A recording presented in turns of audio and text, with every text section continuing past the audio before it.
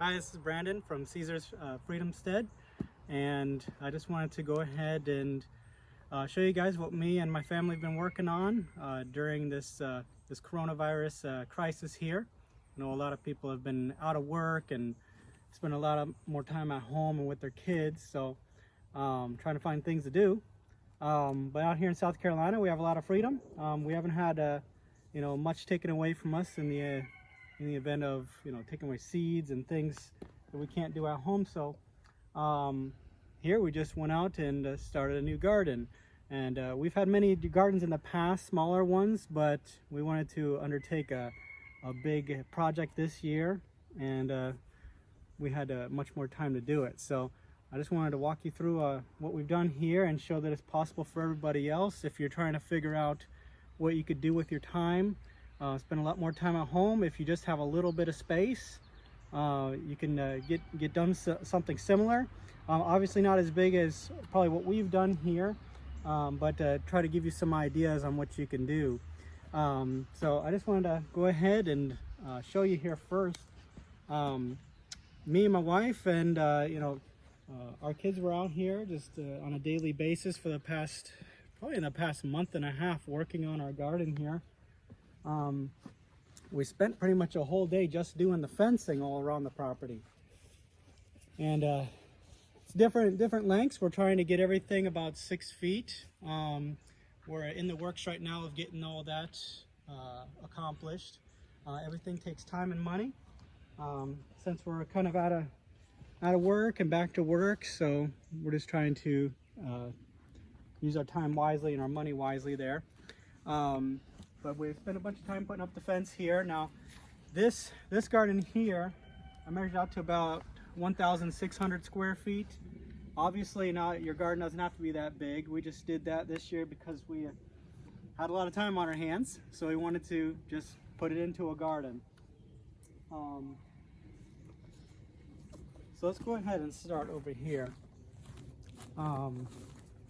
Each row we have designated to different kinds of plants.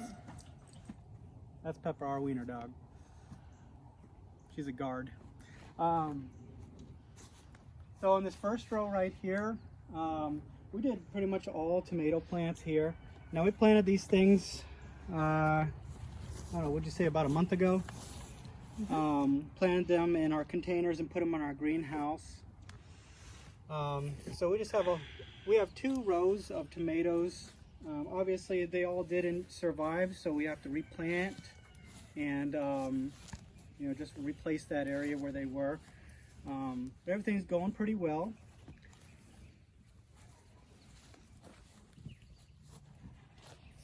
And our next row here, it's all tomatoes as well. Now we have about, I'd say, 3 different varieties of tomatoes in here. We have the cherry tomatoes, we have the homestead tomatoes, and the Better Boy.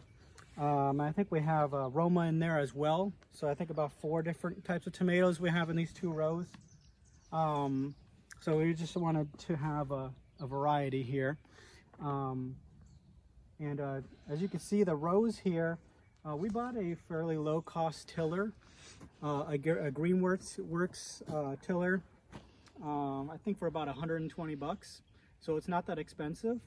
And it did take a while to do all the rows, but the tiller did an awesome job. And for those of you that are interested, I'll do a separate video on the tiller and show you how it works, and just kind of, I'll probably do a row for you because we need to make some more rows anyways, and I'll show you how it works. But we did all of our rows with that $120 tiller. It's not too bad. You don't need anything too big, too expensive. And so we just went through and did that. And on this side here, we have the first 2 rows were the tomatoes, and over here we put all of our leafy greens. And I'm sure you see these plants on the corner of every row. These are sunflowers. My wife thought it was awesome to put these on each corner, and it's looking really cool. I can't wait to see them when they're really big. They're basically going to mark each row with a sunflower, so it's going to be really nice. This whole row is basically a little leafy greens, like I said. These are the kale is coming up really well here. And then we have the lettuce. Lettuce is doing awesome. I have not had much luck with lettuce in the past. We've tried and they've come up not too well, but this year they're doing awesome. One year we planted a bunch and it came out really well, and then an animal came in and ate it all. So this year it's actually doing really well, and I think we fortified the fence well enough to not get rodents in here, so we'll see. Here we have the Swiss chard coming up right here. Does awesome, chopped up in eggs and all kinds of things, or salads. Let's do another one of the leafy greens that grow pretty quickly, so they're doing well. Over here, we're trying some cabbage this year. I think we tried it once in the year in the past and it didn't do too well, but we have some that are doing well, some that are surviving. So we're just gonna have to see if these cabbages come out. I mean, we don't eat a whole lot of cabbage, but I do, you know, we do chop it up into things sometimes, so I'll be happy if we get one or two. And again, the sunflower is hitting the rows. And over here on this row, for some reason, we do really well with squash plants. Really well. Here to start off, this is supposed to be a squash row, but our okra was doing really well as well, so I had to find some room for that. So this first little bit here, these are all okras. They just started. All okras here. Okra's pretty good. And from this plant on, these are all the different zucchini squash, and those are doing really well. Now this isn't the typical zucchini squash that you see in the store, the green kind. This is actually a Mexican variety that we bought. I always like to call it the Mexican zucchini, but it has a different name, but I call it the Mexican zucchini. But we found that this species to do awesome. It does much better than the typical squash that we buy in the store and we used to have in the past. This actually survives. Last time we planted it survived about twice as long, and I got like 3 times more zucchinis on it. So I'll probably put a picture up, and maybe a link to you guys can kind of read up on this kind of squash. So I'm sticking with this squash because it's been doing awesome and they come out really, really good. Right here we just try to do some potatoes. Marina planted some potatoes right here to see you know, how they would do, and they're doing awesome. So we'll see how that goes. I think those are red potatoes. Mm-hmm. Yeah, those are red potatoes right there. So we don't really have a designated spot. We just planted to see how it would do. I mean, if you can envision from basically where these potatoes are and over, this was our old garden. This little bit right here with the raised beds from here on. And so this was actually in our old garden. So it was really just this little space here. And then this year we just added on all this because of, you know, being at home so much. So it actually did a lot of good for us to be home, because now we're gonna have, you know, lots to do. we have plenty of things to do out here. Oh, let me show you over here. So over here, we're still using our raised beds. These are our raised beds from last year. We just decided to throw some things in here because we're starting to run out of space in our rows. There's some radishes here. We just wanted to see how the radishes would do, so we didn't plant too many. And over here, this is my first year. I'm starting to grow some garlic. Very first time growing garlic here. So I just have 3 garlic plants right here. I wanted to see how they do. So we'll see how they grow up here in the raised bed. If they do well, then I'm thinking about putting 1 in each row. Kind of a design factor as well to make it look nice. But that's the garlic. I'm hoping it does well because I use garlic in almost every single meal I cook. So hopefully that does well. And now over here, we're going to do something with this space over here. I'm going to probably till this up and put our corn and everything else over here. We have a bunch of things in the greenhouse that we'll be ready to plant soon. A bunch of whole variety of other plants that we haven't even gotten in the garden yet.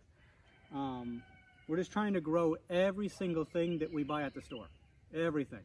The only thing I haven't had any luck with is onions. If anyone there has some really good advice on how to grow onions to make them a sure bet to grow, you know, please let us know.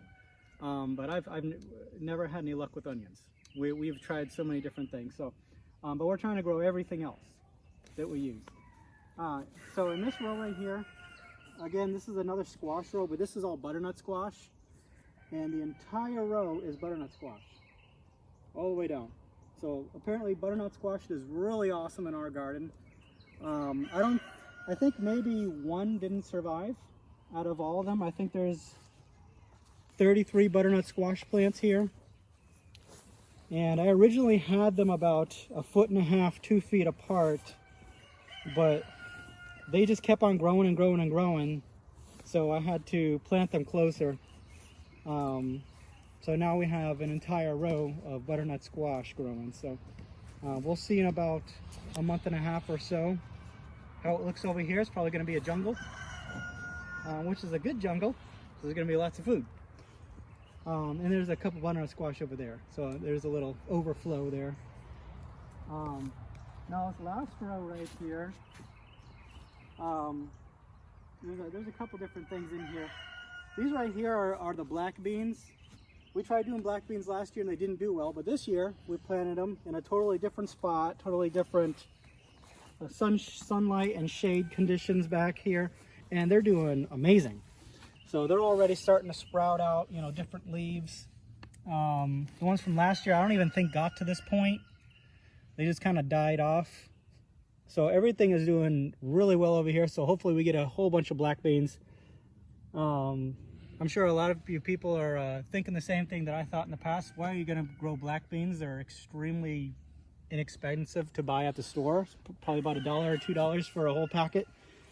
We just wanted to try it and see how it goes. It's a relatively inexpensive commodity, but we wanted to see how it goes. And we tried eggplant, and we only have a few eggplant that actually survived.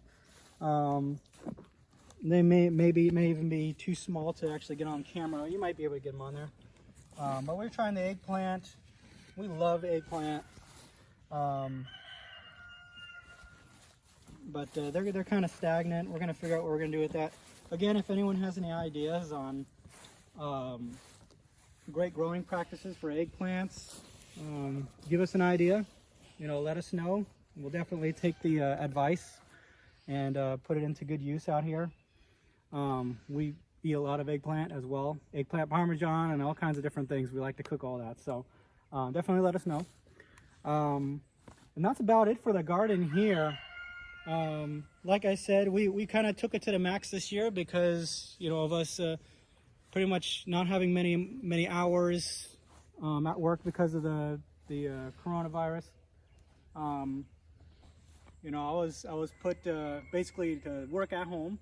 You know, I'm remote, but there's still not much work to do right now. So and Marina, my wife, had her hours cut at her other job, but she has a new job now, which is really well. So, but this is what we've been doing.